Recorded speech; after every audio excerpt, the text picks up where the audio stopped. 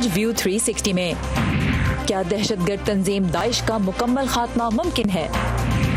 سر ڈھانپنے والی خواتین کے لیے امریکہ میں بال کٹوانا کتنا مشکل مرحلہ ہو سکتا ہے؟ اور ایجوکیشن سیگمنٹ میں تجہیز و تکفین کے ہنر کی ڈگری۔ السلام علیکم، وائس آف امریکہ کے واشنگٹن اسٹوڈیو میں آپ سب کو خوش آمدید۔ 360 کے ساتھ میں ہوں سارہ زمان۔ ایران کو خبردار کرنے اور اس کی جانب سے کسی ممکنہ خطرے سے نمٹنے کے لیے امریکہ کا بحری جنگی بیڑا اس وقت تیزی سے بحیرہ عرب کی جانب رواں ہے۔ واشنگٹن کو خدشہ ہے کہ تہران امریکہ یا اس کے اتحادیوں کے خلاف کارروائی کی منصوبہ بندی کر رہا ہے۔ امریکی محکمہ دفاع کے عہدیدار نے وائس آف امریکہ کو بتایا ہے کہ طیارہ بردار بحری جہاز USS لنکن کو یورپ سے مشرق وسطیٰ کی جانب روانہ کیا گیا ہے۔ تفصیلات کے لیے اس وقت ہم چلیں گے نیلوفر مغل کی جانب۔ نیلوفر، امریکی عہدیدار یہ تو کہہ رہے ہیں کہ ایران کی جانب سے خطرہ ہے۔ ہم نے دیکھا جان بولٹن کی جو امریکہ کے مشیر برائے قومی سلامتی ہیں، ان کا بیان بھی اسی حوالے سے سامنے آیا، لیکن خطرے کی نوعیت انہوں نے واضح نہیں کی۔ پچھلے 24 گھنٹوں کے دوران کیا اس بارے میں کوئی وضاحت سامنے آئی ہے اب؟ جی سارا، بالکل۔ امریکہ کے قائم مقام وزیر دفاع جو ہیں پیٹرک شینہان، انہوں نے اپنی ایک ٹویٹ میں ابھی کہا ہے کہ ایران کی جانب سے خطرے کی مصدقہ اطلاعات ملنے کے بعد انہوں نے امریکی طیارہ بردار بحری بیڑا جو ہے وہ خلیج فارس روانہ کیا ہے، لیکن انہوں نے اس خطرے کی تفصیلات نہیں بتائیں۔ انہوں نے اپنی ٹویٹ میں ایران کی حکومت سے مطالبہ کیا کہ وہ کسی بھی قسم کی جارحانہ کارروائی سے گریز کرے اور امریکی افواج اور اس کے مفادات پر کسی بھی قسم کا جو حملہ ہوگا اس کے لیے ایران کو ذمہ دار ٹھہرایا جائے گا۔ دوسری جانب ایک ایرانی صحافی ہیں براک ریورڈ، انہوں نے اپنی رپورٹ میں یہ کہا ہے کہ موساد انٹیلیجنس ایجنسی نے امریکہ کو الرٹ کیا کہ ہو سکتا ہے کہ ایرانی حکومت کی جانب سے امریکہ اور خلیجی ملکوں میں اس کے ٹھکانوں پر کسی بھی قسم کے حملے کی تیاری ہو رہی ہو۔ انہوں نے یہ نہیں بتایا کہ یہ کس قسم کی ایران تیاری کر رہا ہے یا وہ کس قسم کی منصوبہ بندی کر رہے ہیں، لیکن انہوں نے یہ ضرور کہا کہ امریکہ کی جانب سے جو بڑھتا ہوا دباؤ ہے اس کے نتیجے میں ایران جو ہے وہ برہمی کا شکار ہے اور وہ اس لیے خلیجی ملکوں میں ایران کے مفادات کو نقصان پہنچانا چاہ رہا ہے۔ جس صحافی نے یہ کہا وہ اسرائیلی ہے، آپ نے میرے خیال میں غلطی ہو گئی، ایرانی کہہ دیا، تو I just wanted to clarify ہمارے ویورز کے لیے کہ اسرائیلی صحافی ہیں جنہوں نے یہ خبر بریک کی ہے۔ اب یہ جو ڈیولپمنٹ ہو رہی ہے ایسے وقت میں ہو رہی ہے کہ 1 سال مکمل ہونے لگا ہے امریکہ کا یہ فیصلہ سامنے آیا کہ ایران کے ساتھ جو بین الاقوامی جوہری معاہدہ تھا اس سے ٹرمپ انتظامیہ نے خود کو علیحدہ کر لیا، تو اس پہ اب اس وقت ایران کی جانب سے کیا ہم رد عمل دیکھ رہے ہیں؟ سارا، آج ہی ایرانی جو صدر ہیں حسن روحانی، انہوں نے یہ کہا ہے کہ وہ کل بدھ کے روز اسی حوالے سے ایک خطاب بھی کرنے والے ہیں جس میں وہ آئندہ کے لائحہ عمل پر بات کریں گے۔ اور دوسری جانب ہم دیکھ رہے ہیں کہ ایرانی میڈیا جو ہے وہ اسے ڈاؤن پلے کرنے کی کوشش کر رہا ہے۔ وہاں کے تجزیہ کار یہ کہتے ہیں کہ امریکہ کی جانب سے یہ جو اعلانات سامنے آ رہے ہیں یہ محض جو ہیں خالی باتیں ہیں اور اس کا مقصد صرف دھونس جمانا ہے۔ رائٹ، اور جو ڈیولپمنٹس ہیں نیلوفر مغل اس وقت ہمیں ان کے بارے میں تفصیل دے رہی تھی، اور ہماری پوری کوشش رہے گی کہ ہم اپنے ناظرین کو ہماری ویب سائٹ urduvoa.com کے ذریعے بھی مسلسل اپڈیٹڈ رکھیں اس اہم ڈیولپمنٹ پہ۔ نیلوفر، thank you very much. Sri Lanka کے قائم مقام پولیس چیف نے کہا ہے کہ ایسٹر کی صبح ہونے والے دہشت گرد حملوں کے تمام ذمہ داران یا تو ہلاک ہو چکے ہیں یا پھر زیر حراست ہیں۔ آج جاری ہونے والے ایک آڈیو بیان میں پولیس کے سربراہ کا کہنا تھا کہ حملوں میں ملوث تمام افراد کی نشاندہی کی جا چکی ہے، تاہم خبر رساں ادارے روئٹرز کو سری لنکا کے عسکری ذرائع نے بتایا ہے کہ اب بھی ان حملوں سے منسلک 10 اہم افراد کی تلاش جاری ہے۔ 21 اپریل کی صبح ہونے والے ان حملوں میں 250 کے قریب افراد ہلاک ہو گئے تھے۔ سری لنکن عہدیداروں کے مطابق حملے 2 کم معروف مقامی تنظیموں نیشنل توحید جماعت اور جماعت ملت ابراہیمی نے کی۔ تحقیقات میں امریکہ سمیت 8 ملکوں کے ادارے اور انٹرپول اس وقت مدد دے رہے ہیں۔ اب سری لنکا کے حملوں کی ذمہ داری داعش نے قبول کی تھی، لیکن ابھی یہ واضح ہونا باقی ہے کہ تنظیم براہ راست ملوث تھی یا نہیں۔ داعش کے سربراہ ابو بکر البغدادی کی حال ہی میں سامنے آنے والی ایک ویڈیو کے آخر میں ایک آڈیو کلپ میں اسے یہ کہتے سنا جا سکتا ہے کہ سری لنکا کے حملے داعش کو شام میں ملنے والی شکست کا بدلہ تھے۔ یہ نام نہاد دولت اسلامیہ فی عراق والشام یعنی داعش کے خود ساختہ خلیفہ ابو بکر البغدادی کی 5 سال قبل خلافت کے اعلان کے بعد پہلی ویڈیو ہے۔ شبہ تھا کہ وہ کسی حملے میں ہلاک یا شدید زخمی ہو چکا ہے، لیکن 18 منٹ کی اس ویڈیو میں البغدادی، جس کا اصلی نام ابراہیم عواد الابراہیم البدری ہے، بالکل ٹھیک ٹھاک نظر آ رہا ہے اور داعش کو شام میں اپنے آخری ٹھکانے باغوز میں پہنچنے والے نقصان کا ذکر کر رہا ہے۔ وہ کہتا ہے کہ باغوز کی لڑائی چاہے ختم ہو گئی لیکن مزید بہت کچھ آنے والا ہے۔ امریکہ اور اس کی مدد سے لڑنے والی مقامی فورسز کا دعویٰ ہے کہ عراق اور پھر شام میں داعش کے زیر قبضہ تمام علاقہ آزاد کروایا جا چکا ہے، لیکن البغدادی کی نئی ویڈیو نے اس دعوے پہ سوالیہ نشان لگا دیا ہے کہ تنظیم کی کمر توڑی جا چکی ہے۔ یہ ویڈیو کب اور کہاں بنائی گئی، فی الحال اس بارے میں امریکی انٹیلیجنس اہلکاروں کی تحقیقات جاری ہیں۔ لیکن کیا شدت پسند تنظیم داعش منظر عام پہ واپس آ گئی ہے یا پھر کبھی منظر سے گئی ہی نہیں تھی؟ اسی موضوع پہ ہم بات کریں گے آج امریکی شہر بوسٹن میں قائم نارتھ ایسٹرن یونیورسٹی میں دہشت گردی سے متعلق امور کے ماہر میکس ایبرم سے، جن کی نئی کتاب کا نام ہے rules for rebels: The Science for Victory in Militant History. Max, welcome to View 360. We really appreciate your time. President Trump has claimed victory over ISIS, which his European allies don't entirely agree with. But what message does Baghdadi's video send about the strength and abilities of this terror group? Well, I think that the video is significant in the sense that the leader of ISIS, Baghdadi, has been extraordinarily reclusive. So we've seen all sorts of propaganda from ISIS. In fact, that was the main thing that it was known for, was broadcasting these violent videos all over the world. And yet we barely actually saw Baghdadi. I believe this is only the second video that we've seen of him.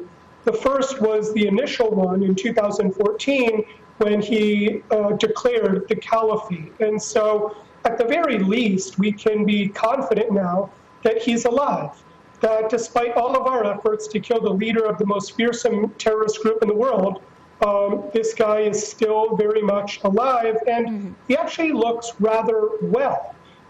Now, we don't know exactly where he is, but it's clear that he has eluded us. And in that sense, it's quite significant.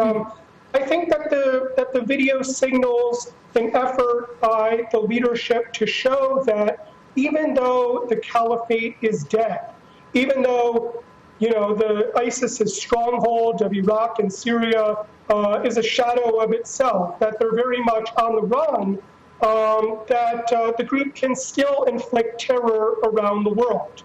All right. And so, there are different ways of viewing the sixth group. All right. So I'm just going to brief our viewers on what you have just covered, and then we'll move on to the next question. So جہاں تک اس بات کا تعلق ہے کہ جو video سامنے آئی ہے اس سے کیا ظاہر ہوتا ہے، تو میکس ایبرمز یہ کہتے ہیں کہ ایک تو اس ویڈیو کی اہمیت اس لحاظ سے ہے کہ اگرچہ آئسس پچھلے 5 سالوں کے دوران بہت ساری پروپیگنڈا ویڈیو ریلیز کرتی رہی ہے یہ تنظیم، لیکن البغدادی ان ویڈیوز میں نظر نہیں آتے تھے، وہ میڈیا کی نظروں سے، پبلک کی نگاہوں سے دور ہی رہتے تھے، اور اس وقت یہ ایک ایسی ویڈیو سامنے آئی ہے جس میں وہ دنیا کے سامنے آئے ہیں، اور اسے ایک چیز یہ کم از کم نظر آتی ہے کہ البغدادی زندہ ہیں، ان دعووں کے برعکس کہ یا تو وہ ہلاک ہو چکے تھے یا پھر وہ شدید زخمی ہیں۔ تو ابھی یہ تو نہیں پتا کہ البغدادی کس جگہ پہ موجود ہیں، لیکن اس ویڈیو سے یہ ثابت ہو جاتا ہے کہ امریکہ اور اس کے اتحادیوں کی تمام تر کوششوں کے باوجود کہ البغدادی کو ہلاک کر دیا جائے، یہ کوششیں فی الحال کامیاب نہیں ہو سکیں، البغدادی زندہ ہے۔ اور دوسری جانب میکس کہتے ہیں کہ اس ویڈیو کو دکھانے کا مقصد یہ بھی ہے کہ داعش کی جو نام نہاد خلافت ہے اگرچہ وہ ختم ہو چکی ہے، لیکن پھر بھی گروپ اپنی جگہ قائم ہے اور خطرہ پیدا کر سکتا ہے۔ Max, is this a desperate attempt to show that the group is still active, that the leader is still alive, or would you say it's a very confident move? I'd say it's more desperation. There are different ways of evaluating the success of a militant group. The main way to evaluate it is whether it has achieved its stated political agenda. And Islamic State's stated political agenda, of course, has been to create an Islamic State, to create a physical caliphate. And that has not happened. There's no chance anymore that ISIS will create this physical caliphate, its main political raison d'etre. All right. And so ISIS still wants to say, look, we're not irrelevant. We can still release videos. We can still commit an attack here or there. And so this is very much showing that it's around, even though its political dreams haven't been realized. Alright, so Max Abrams कहते हैं कि video जो है ये एक desperation का एक sign है कि आईसिस इस वक्त भी ये दिखाना चाहती है कि वो मौजूद है, अब भी वो ख़त्म नहीं हुई है, और देखना ये ज़रूरी है कि आईसिस का जो मकसद था, जो सियासी मकसद था, क्या वो पूरा हुआ है जनी। और मैक्स कहते हैं कि वो मकसद ये था कि एक खिलाफत कायम की जाए, और न सिर्फ ये कि वो खिलाफत जो है नामनियाद खिलाफत वो इराक और शाम से मिटा दी गई, बल्कि बकौल मैक्स इस वक्त कोई इम्कान भी नज़र नहीं आता कि इस तरह का जो गोल है आईसिस का वो दोबारा पूरा हो सके। लेकिन आईसिस की इस वीडियो के जरिए ये साबित करने की कोशिश थी कि वो इररिलेवेंट नहीं है, अब भी कहीं ना कहीं उसको अपने मकासद जो हैं वो नजर आते हैं और पब्लिक के साथ उसका एक कनेक्शन है। Max, is it possible to wipe out a group like ISIS entirely? These are good questions. I would say that the answer is no. Islamic State is very difficult to annihilate completely for many different reasons. The first is that we're dealing with a group that had many, many members. Very few, if any, other militant groups in the world have had a membership size, a membership roster of this size. So we're talking about tens of thousands of members. Secondly, these members have come from all over the world, scores of different countries. There are ISIS fighters and sympathizers who are actually in many different countries presently.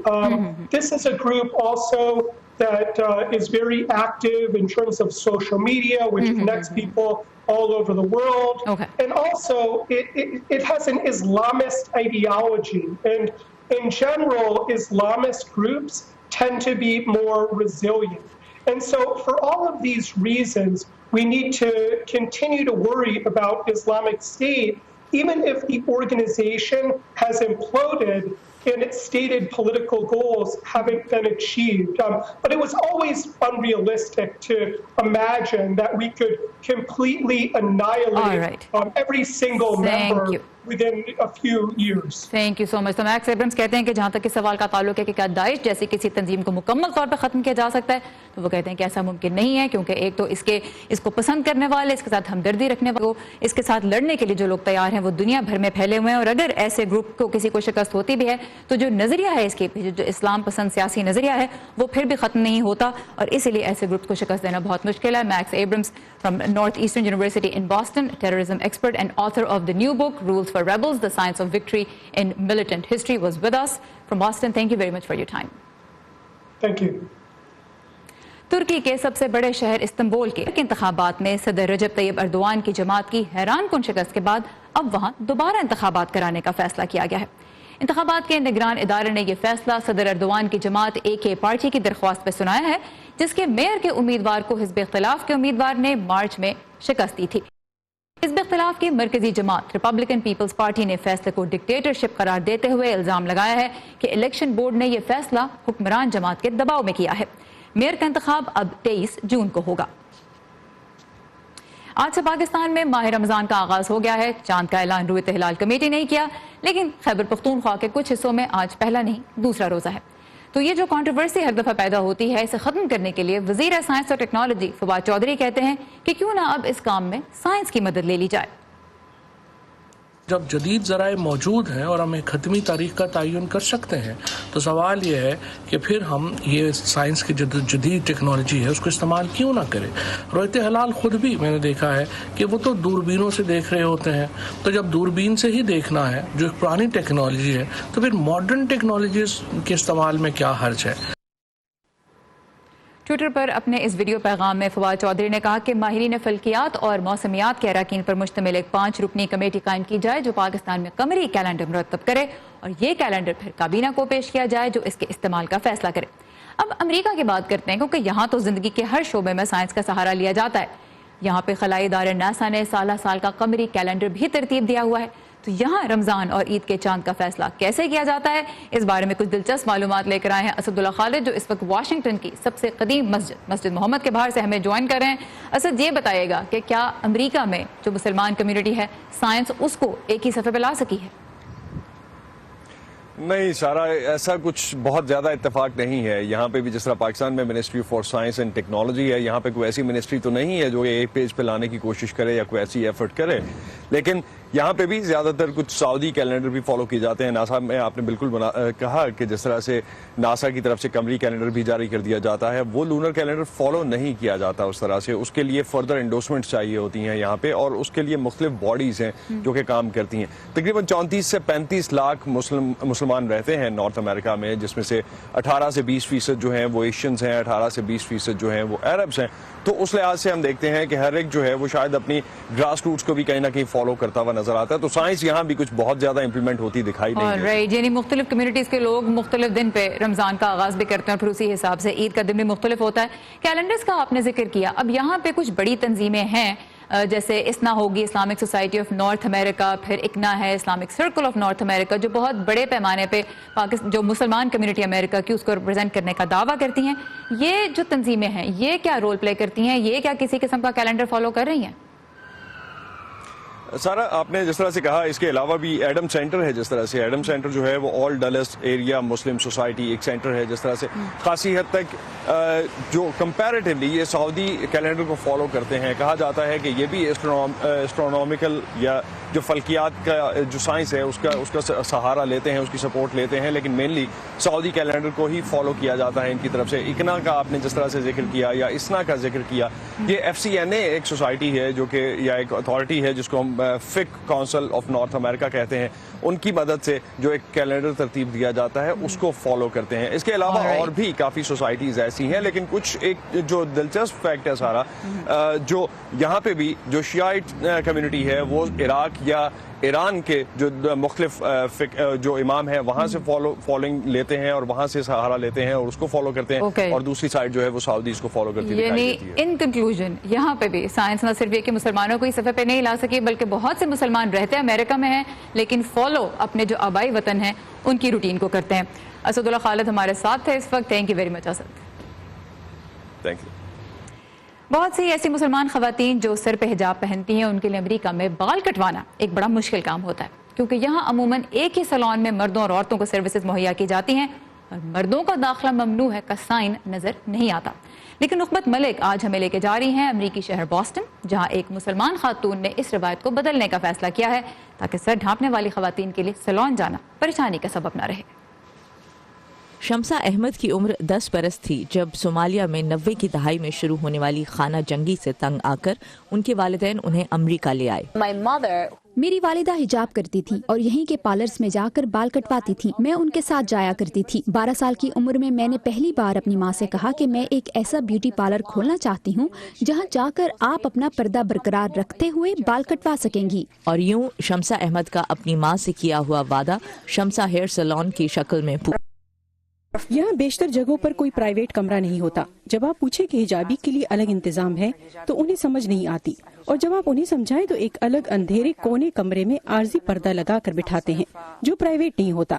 لیکن شمسہ احمد کو Boston کی مسلم community کے لیے یہ آسانی پیدا کرنے میں خاصی مشکل کا سامنا کرنا پڑا. میساچوسٹس کا قانون کہتا ہے کہ عوامی مقامات پر خواتین اور مردوں کے لیے الگ الگ جگہ نہیں ہو سکتی، لیکن اسی قانون میں ایک خاص اجازت دی گئی ہے کہ خواتین اگر چاہیں تو جم اور سپا جیسے کاروبار میں ایسی مخصوص جگہ کھول سکتی ہیں جہاں مردوں کا داخلہ ممنوع ہو.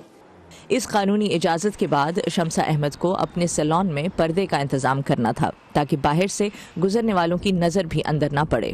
اسے کور کرنے کے لیے مجھے ریاست سے اجازت نامہ لینا پڑا، پھر کاؤنٹی نے اجازت دی، پھر لوکل کونسل وغیرہ، اور یوں محض اجازت نامہ حاصل کرنے کے لیے پورے 2 مہینے لگے. مسلمانوں کے ساتھ دوسرے مذاہب سے تعلق رکھنے والی خواتین بھی اس سیلون کی کسٹمرز ہیں. میں مسلم نہیں ہوں، میں مسیحی ہوں، مگر میں یہاں سے بال کٹوا رہی ہوں. میرا خیال ہے کہ ہم اس موقع کو ضائع کر دیتے ہیں کہ اتنا سمجھ سکیں کہ کیتھولک ننز بھی اپنا سر ڈھکتی ہیں اور کئی یہودی خواتین بھی ایسا ہی کرتی ہیں. سو اس طرح کی بہت سی روایتیں ہیں جو لوگوں میں عام ہیں اور ہمیں چاہیے کہ ہم ان کا احترام کریں اور انہیں سمجھیں. صرف خواتین کے لیے امریکی ریاست میساچوسیٹس میں قائم ہونے والا یہ پہلا بیوٹی سیلون ہے. مسلم اور غیر مسلم دونوں طرح کی کسٹمرز کی جانب سے پذیرائی اور حوصلہ افزائی نے شمس احمد کو اتنا پراعتماد بنا دیا ہے کہ مستقبل میں وہ مزید 9 امریکی ریاستوں میں اسی قسم کے سیلونز کھولنے کا ارادہ رکھتی ہے. Nikhat Malik, Voice of America, South End Boston, Massachusetts. اور اب ہمارا ہفتہ وار ایجوکیشن سیگمنٹ. مختلف ملکوں میں انسان کی موت کے بعد اس کی تجہیز و تکفین کے طریقہ کار کا علم عام طور پہ سینہ بسینہ منتقل ہوتا ہے، لیکن کیا آپ جانتے ہیں کہ یہ پورا عمل اور اس سے جڑے کچھ اور پہلو سائنس کا ایک باقاعدہ مضمون ہے. اسے مورچری سائنس کہا جاتا ہے اور امریکہ میں اس شعبے میں ڈگری بھی دی جاتی ہے. مزید جانتے ہیں آج سحر ماجد سے.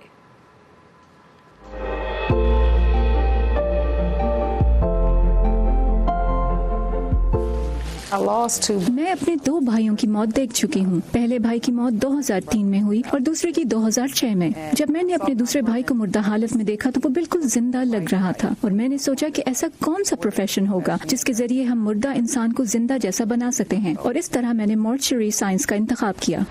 واشنگٹن ڈی سی سے تعلق رکھنے والی سبرینا میٹکس University of District of Columbia کے کمیونٹی کالج میں مورچوری سائنس کی طالبہ ہیں. یہ ایک پوری سائنس ہے، پوری ٹیکنیکس ہم سکھاتے ہیں اسٹوڈنٹس کو، how to preserve the body, beautify the body اور bury the body in a nice peaceful manner. Bushra Saeed UDC کے nursing, health, life and physical science division کی ڈائریکٹر ہیں. مورچوری سائنس جس کی ایک شاخ ہے. بشرا کا تعلق پاکستان سے ہے جہاں اس طرح کی تعلیم کا کوئی تصور موجود نہیں ہے. مورچری سائنس پڑھنے کے لیے طالب علموں کا ایک تو سائنس کی طرف رجحان لازمی ہے کیونکہ مردوں کے جسم میں مسالے اور خوشبوئیں بھرنے کا عمل ایک سائنس ہے. اس کے علاوہ طالب علموں کے اندر ہمدردی بھی ہونی چاہیے تاکہ وہ ان فیملیز کو سہارا دے سکیں جو اپنے کسی پیارے کو کھو کر ایک مشکل وقت سے گزر رہی ہے. جوانا ایلزبری کا کہنا ہے کہ فیونرل مینجمنٹ یا مردے کی تدفین کے لیے تیاری اور انتظامات باقاعدہ ایک انڈسٹری ہے جس کے لیے طالب علموں کو سائنس اور گریف کاؤنسلنگ کے علاوہ اس شعبے سے جڑے بزنس کے پہلو بھی سکھائے جاتے ہیں. US bureau of labour statistics کی مئی 2017 میں جاری ہوئی ایک رپورٹ کے مطابق فیونرل سروس مینیجرز سالانہ اوسطاً $78,000 تک کماتے ہیں اور سال 2026 تک اس شعبے میں ملازمتوں میں اضافہ ہونے کی امید ہے. لیکن کسی کی موت کو کمرشلائز کر کے اس سے ہزاروں ڈالرز کمانا کیا اخلاقی طور پر جائز ہے؟ ہم اس اینگل سے دیکھ سکتے ہیں جس کا رشتہ دار فوت ہوا ہے وہ یہ چاہے گا کہ میرا رشتہ دار فوت ہونے کے ٹائم پہ خوبصورت لگے، پیسفل ہو، کم سے کم اس کو تکلیف ہو ڈیکمپوزیشن میں. وہ یہ چاہے گا کہ اس کی باڈی اچھی طریقے سے پریزرو ہونی چاہیے. دوسری طرف سبرینا کا کہنا ہے کہ کیونکہ وہ اپنے پیاروں کو کھو چکی ہیں اس لیے وہ دوسروں کا درد سمجھ سکتی ہیں اور مورچوری سائنس کی تعلیم انہیں ایک ہمدرد اور مضبوط انسان بننے میں مدد کر رہی ہے. Sehar Majid, Voice of America, Washington. اور آخر میں واشنگٹن میں بہار کے کچھ رنگ ہم آپ کے لیے لے کے آئے ہیں اور ثاقب الاسلام ہمیں دکھا رہے ہیں واشنگٹن ڈی سی کے کچھ ایسے پھول جو صرف رنگ ہی نہیں بلکہ لوگوں کی زندگی میں خوشیاں بھی بکھیر رہے ہیں.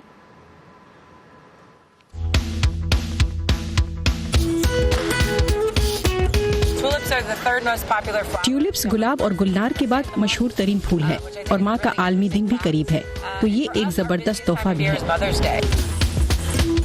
واشنگٹن ڈی سی میں ٹیولپس یعنی گلے لالا کی یہ بہار لے کر آتی ہے بلومیا نامی کمپنی جو امریکی ریاست ورجینیا میں ہر سال 7 کروڑ ٹیولپس کے پھول اگاتی ہے اور پھر فیلڈ آف ٹیولپس کے نام سے ان پھولوں کو امریکہ کے مختلف شہروں میں نمائش کے لیے پیش کیا جاتا ہے. بلومیا کا مشن پھولوں کے ذریعے خوشیاں بکھیرنا ہے اور ٹیولپ کے پھول چننا اور ان کے رنگوں کو دیکھنا بڑی خوشی ہے.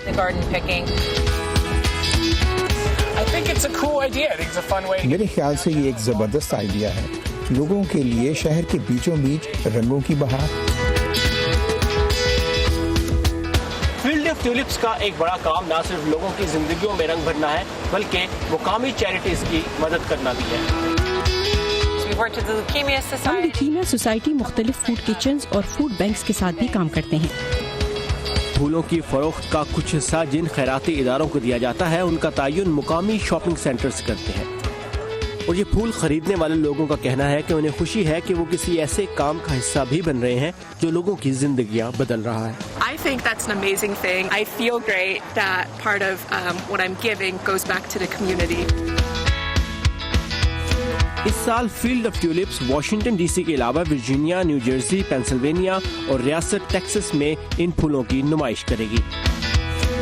ثاقب الاسلام، وائس آف امریکہ، واشنگٹن۔